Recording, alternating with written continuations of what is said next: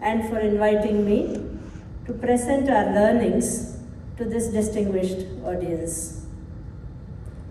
To set the context, by 2021, the department had coped with the strains and constraints of 2020. Union representatives, volunteers, and labor officers had worked round the clock to ensure food, shelter, and safe passage. But we, like other states and other departments, had faced brickbats from the media, the courts, and the critics. But the ordeal by fire, in a way, prepared us for what 2021 threw at us. Early 2021 began to see the trickle of returning migrants, particularly to construction hubs such as Bangalore and Belagaum, and also the return of intrastate migrants from their homes in Bijapur or Bagalkot. This trickle soon turned into a stream. Well, let's go back. Wait for my cue. Go back, please. When I joined the Labour Department, my first action as secretary was to meet my labourers. Their reaction will not come as a surprise to this informed audience. While they did thank the government for the cooked food and other measures, their primary demand was for work. Now, Kelasagararu, they said, Mr. Muniraj will understand, they said, Namage kelasa kodi, pagar kodi. We are workers. Give us work. Give us wages. Next slide, please. Our strategy for immediate redress was two-pronged, constituting 1, policy, and 2, practice. The SDMA decided to allow in situ construction to continue. This ensured a steady work and income to construction labor, who formed the bulk of our labor force. Other industries were permitted with limited workforce and staggered timings. Next slide, please. But this bold policy measure also placed the onus on the department and the industries to put preventive safeguards in place. Here, we focused on continuous sanitization and fumigation of workplaces and labor colonies. Most industries took on the responsibility of testing within their campuses and premises. But in the medium term, we had to carry out vaccination as well. Again, most industries, including garment industries, took up vaccination of their workers. But in vaccinating the real estate sector, we faced an unexpected obstacle. In the early months, you will recall, vaccine was in short supply. The Vaccination Monitoring Committee, headed by the Chief Secretary of the state, therefore directed our department to arrange vaccination by private hospitals by on-purchase basis. But before we could begin, the trade unions objected to using construction board funds for vaccination and insisted that government-funded vaccine should be used free of charge. For a while, we were worried, as this would delay vaccination and thereby endanger the safety of workers. But fortunately, the vaccine situation eased, and we were able to tie up with the state government and ESIS hospitals to vaccinate the workers. Next slide, please.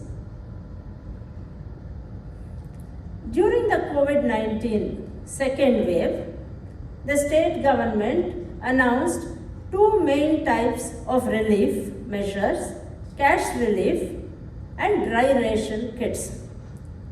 Cash compensation of 3,000 rupees was announced for each registered construction laborer and 2,000 rupees for unorganized labor.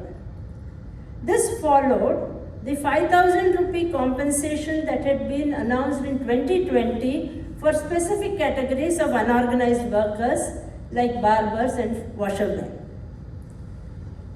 An amount of 582 crores was extended to nearly 25 lakh construction workers and 240 crores to unorganized workers as one-time cash relief. In a rare gesture, the media recognized that the Labor Department was the first to operationalize the distribution of compensation by DBT. Learning from the cumbersome 2020 experience of distributing cooked food, we opted to distribute 28 lakh dry ration kits and 21 lakh sanitary kits, both of which were well received. The announcement and distribution of cash compensation also had the collateral effect of increasing registration of both unorganized workers and construction workers. While this put additional burden on our officers, it had a salutary effect as well. Next slide, please. We collaborated freely and shared transparently. NGOs, unions, and people's representatives all participated in the effort. The Karnataka State Legal Services Authority started out as a critic, but soon became a partner and participant. We did the work and moved on, never seeking publicity or credit, and Mr. Avasthi was mentioning this morning about that. But in time, people acknowledged our effort. Next slide, please. We already had a functional helpline, which we used as an awareness creation tool, along with advertisements, posters, and auto rickshaw announcements. To deal with complaints, we constituted a redressal committee of senior officers. Our own internal communication was over phone, WhatsApp, and daily video conferences. Next slide, please. All was not smooth sailing, however. Delay of oxygen cylinders on the highway created hours of high tension until my director, Factories and Boilers, personally escorted the oxygen truck to our ESIS hospital.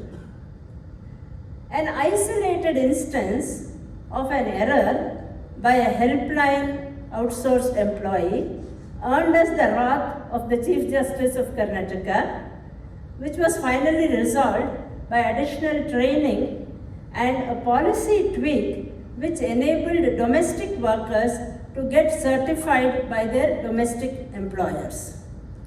But by and large, the experience was positive, which was borne out when our sternest critics, the trade unions and the MLAs, both appreciated our efforts. Next slide, please. Next slide.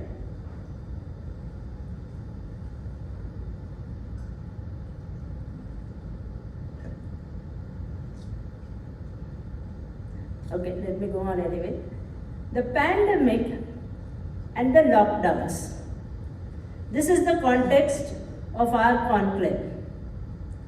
And yet, our most important learning is that our efforts to address the migrant crisis could not stop with the pandemic and the distress related to the lockdown alone. It had to go beyond that to strengthen the self-reliance and resilience of the community of workers to face and overcome the challenge on a long-term basis. So give me that book instead of this. So, while we focused on immediate relief, over the last year, we also seamlessly dovetailed it with long-term welfare measures. In the absence of the last slide, I'm just showing you this. We have copies available, we'll distribute this to you. These are our longer time measures which we have taken up. And these measures, in a way, the pandemic became a trigger for that slew of measures that included healthcare, education, and social security.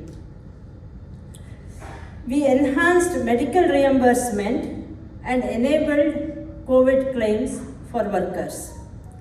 As a preventive healthcare measure, we are now carrying out health camps at labor colonies and clusters where 21 defined medical tests are conducted for diagnosis and disease prevention.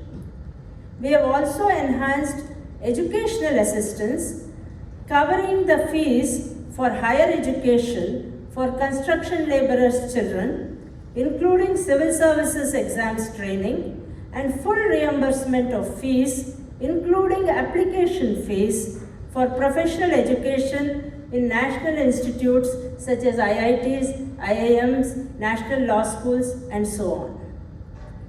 The journey goes on. Final slide, please. We learned from our mistakes, but more importantly, we anticipated and learned to avoid or quickly resolve them. We never allowed any issue to fester. The Ministry of Labor's weekly video conferences helped us learn from all of you. Thank you for all the learnings and all the support. Thank you once again for your acknowledgement of our endeavors. Jai Hind.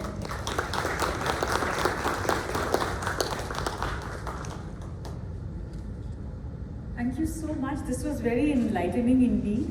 What I found most impressive was the fact that they were the first to start in situ construction. Since a large number of migrants were laborers, were workers in construction industry, they let them carry on working. So this had a very good effect because for one, the panic that had set in, that abated because it was life as usual for them. And then it also led to a lot of structural changes, long-term changes in terms of the emphasis on the health and education of the unorganized sector employees. So that's really remarkable. Thank you so much. Now we will go for an online presentation by Odisha. I welcome Chitra Arumugyam to make her presentation. She'll be speaking on this